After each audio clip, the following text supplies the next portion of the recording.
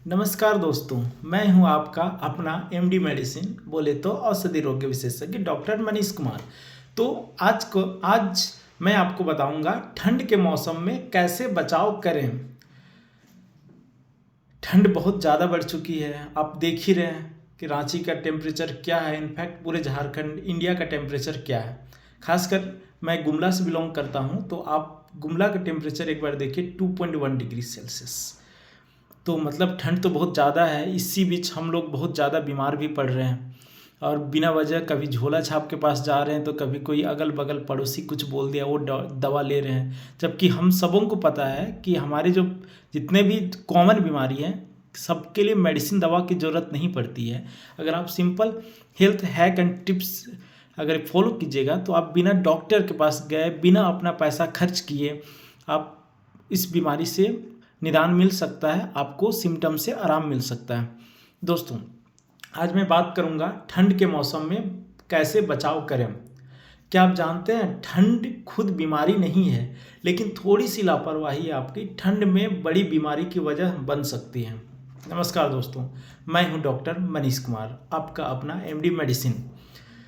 आज मैं आपको इस वीडियो के माध्यम से बताऊंगा ठंड में कौन कौन सी बीमारी होती है, उनसे कैसे बचा जाए और डॉक्टर की नज़र में सबसे ज़रूरी सावधानियां क्या क्या है। यह वीडियो बुजुर्गों, बच्चों, हार्ट शुगर और आजमा के मरीजों के लिए बहुत ज़्यादा ही ज़रूरी है। तो आप लोग इसको प्लीज़ स्किप मत कीजिए, अपने फैमिली के साथ शेयर कीजिए, साथ में बेल आइकन को ज़रूर प्रेस कीजिएगा और सब्सक्राइब तो करना बिल्कुल मत भूलिएगा। दोस्तों, इस वीडियो में मैं आपको part 1, part 2, part 3, part 4, part 5 करके बताऊंगा। तो चलिए शुरू करते हैं पार्ट 1 में। ठंड का मौसम शरीर पे क्या असर डालता है। दोस्तों, ठंड के मौसम में शरीर में कुछ खास बदलाव होती है, ये सबसे पहले हम लोग को जानना जरूरी है। ये बदलाव क्या क्या है। पहला बदलाव, शरीर में नसें सिकुड़ जाती हैं। ये ठंड से शरीर की जो नसें होती हैं वो सिकुड़ जाती हैं। दूसरा, ब्लड प्रेशर बढ़ जाता है, क्योंकि नस सिकुड़ती है इससे ब्लड प्रेशर बढ़ जाता है। तीसरा, हमारी जो रोग प्रतिरोधक क्षमता जिसे हम लोग इम्यूनिटी बोलते हैं, नाम आप लोगों ने सुना ही होगा, इम्यूनिटी कम हो जाती है। वायरस और बैक्टीरिया ज़्यादा एक्टिव हो जाते हैं। धूप कम मिलने से विटामिन डी की भी डेफिशिएंसी हो जाती है, मतलब विटामिन डी की भी कमी हो जाती है। यही वजह है कि ठंड में लोग जल्दी बीमार होते हैं। अब हम लोग आते हैं पार्ट 2 में। ठंड में कौन कौन सी बीमारी ज़्यादा होती है। पहला सबसे कॉमन बीमारी जो हर दूसरे व्यक्ति में होती है, सर्दी, खांसी और फ्लू। आप लोगों ने सुना ही होगा कि सर्दी हो रहा है, खांसी हो रहा है। कोई कोई लोग जिन्हें ज़्यादा पता होता है वो बोलते हैं कि नहीं अरे भाई फ्लू है। तो इसमें क्या होता है, नाक बहता है, गले में दर्द होता है, बुखार, बदन दर्द होने लगता है। बच्चों में निमोनिया हो जाता है, चेस्ट इन्फेक्शन हो जाता है। जैसे डॉक्टर पास आप जाते होंगे तो डॉक्टर बोलता है ना कि इनको तो निमोनिया हो गया है, बच्चा को निमोनिया हो गया है, चेस्ट में इन्फेक्शन हो गया है। सब ये ठंड की कॉमन बीमारी है। खासकर बुजुर्गों, बच्चों और स्मोकर, जैसे हम लोग में कुछ लोग होते हैं ना फूफू वाले, बीड़ी सिगरेट वाले, इनमें बहुत कॉमन होता है निमोनिया और चेस्ट इन्फेक्शन का। इसमें क्या होता है, सांस फूलने लगती है, खांसी होता है, बुखार होता है। तीसरी जो सबसे ज़्यादा कॉमन बीमारी है, आस्थमा और सांस की परेशानी।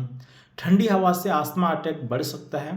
जोड़ों का दर्द, गठिया के मरीजों जिसको हम लोग अर्थराइटिस बोलते हैं, और जोड़ों के दर्द और अकड़न बढ़ जाती है, खासकर गठिया के मरीजों में। हार्ट अटैक और बीपी की समस्या होती है।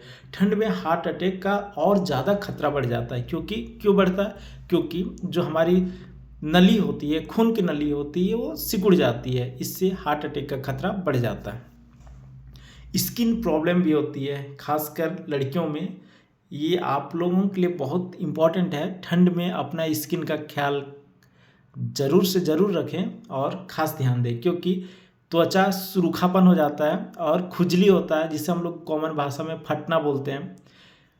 और जिसे कि ऑलरेडी पहले से खुजली होता है, उनका खुजली भी बढ़ जाता है ठंड में। अब हम लोग आते हैं पार्ट 3, ठंड से बचाव कैसे करें। मेन पार्ट है ठंड से बचाव कैसे करें। आप लोग भी ये जानने के लिए बहुत उत्सुक होंगे कि यार डॉक्टर जी ने तो इतना सारा चीज़ बता दिया, ये होता है वो होता है, तो मेन तो अभी तक आपने बताया ही नहीं कि ठंड में बचाव कैसे करें। तो दोस्तों, पहला जो हम लोग बहुत कॉमन है, शरीर को सही तरीके से ढकें, लेयर में कपड़े पहने। जैसे पहले याद है हम लोग जब छोटे थे तो मम्मी हमें 2-3 तरह के कपड़े, मतलब 2-3 तरह के कपड़े पहनाती थी, तो इसी को बोला जाता है लेयर में कपड़ा पहने।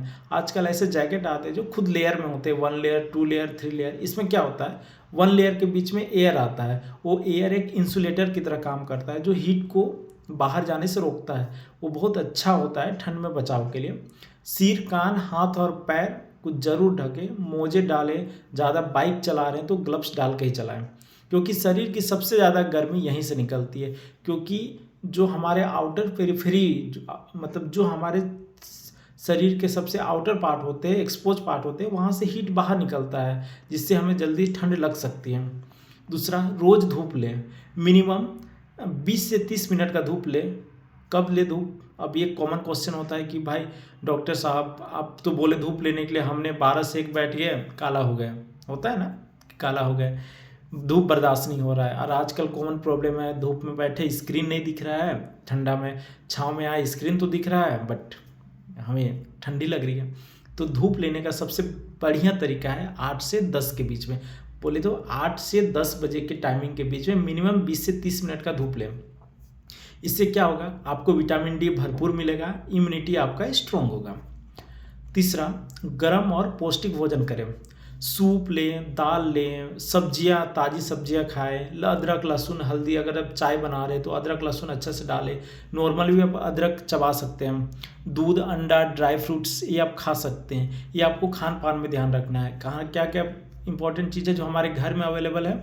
अदरक लें, दूध लें, अंडा लें, ड्राई फ्रूट्स अगर आप खरीद सकते हैं तो ड्राई फ्रूट्स खा सकते हैं। कोई ज़रूरी नहीं है कि ड्राई फ्रूट्स खाइएगा तो ही आपको ठंड से मिलेंगे, बट आपके घर में क्या है, दाल है, हरी सब्जियां हैं, गर्म गर्म हरी सब्जियां खाएं, अदरक लें, लहसुन खाएं, दूध में हल्दी डाल के पिए, अंडा लें, ड्राई फ्रूट्स लें।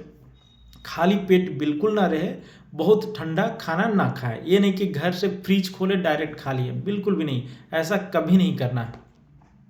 गर्म पानी और गर्म पेय पिए।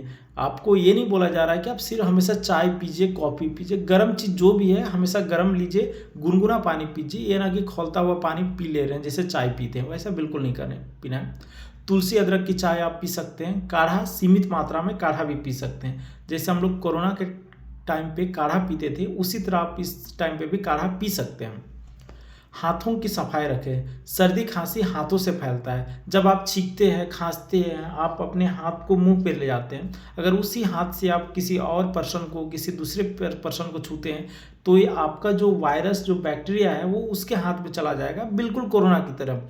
कोरोना भी एक तरह से फ्लू ही था, आप उसी तरह मान के चलिए जिस तरह आप कोरोना में बचाव करते थे, अभी भी आपको वैसा ही सेम चीज़ फॉलो करना है। बाहर से आने पर हाथ जरूर धोएं, क्या पता सामने वाला खांसा हो, आपसे हाथ मिलाया हो, इसलिए जब भी आप घर आए, बाहर से आए, हाथ जरूर धोएं। ठंडी हवा से बचें, सुबह जल्दी ठंडी हवा में वॉक ना करें। ये खासकर उन लोगों के लिए है जो आर्मी और फौज ये सब का तैयारी करते हैं ना, जिन फिटनेस इंथुजियास्टिक लोग जो होते हैं, जो सुबह 4 बजे उठ के जा रहे हैं। बिल्कुल आज आपको पहलवानी नहीं दिखाना है, आप आराम से 6 बजे उठिए, 7 बजे उठिए, जब थोड़ी धूप आ जाए उस समय वॉक कीजिए। ठंडी हवा में वॉक नहीं करें, नहीं तो लेने के देने पड़ जाएंगे। मुंह और नाक ढक कर ही बाहर निकले। पूरी नींद ले, 7 से 8 घंटा की नींद जरूर ले। अच्छी नींद इक्वल टू अच्छी इम्यूनिटी। जब आप सोएंगे अच्छे से तो आपकी इम्यूनिटी बढ़ेगी और आप कम बीमार पड़िएगा। दवाइयों में लापरवाही न करें। अगर आपको किसी कारणवश अगर डॉक्टर के पास जाना पड़ रहा है, अगर डॉक्टर आपको कुछ मेडिसिन प्रिस्क्राइब कर रहा है तो उस दवा को जरूर लें। खासकर उन पेशेंट के लिए जो हार्ट के पेशेंट है, बीपी के पेशेंट है, शुगर के पेशेंट है। अगर आप मरीज हैं और आप दवा लेते हैं तो बिल्कुल दवा नहीं छोड़ना है। बीपी हमेशा मेजर करते रहना है, शुगर मेजर करते रहना है और दवा लेते रहना है। कब तुरंत डॉक्टर को दिखाएं?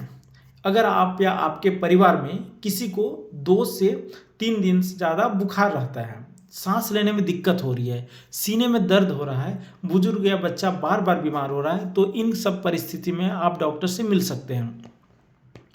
तो तुरंत आपको डॉक्टर से संपर्क करना है। इलाज से बेहतर है बचाव, और ठंड में रहे सही सावधानी आपको अस्पताल जाने से बचा सकती है। अगर आपको यह जानकारी उपयोगी लगी हो तो लाइक करें, अपने परिवार के साथ शेयर करें, अपने फ्रेंड्स में शेयर करें और सब्सक्राइब का बटन जो नीचे दिख रहा है ज़रूर प्रेस करें।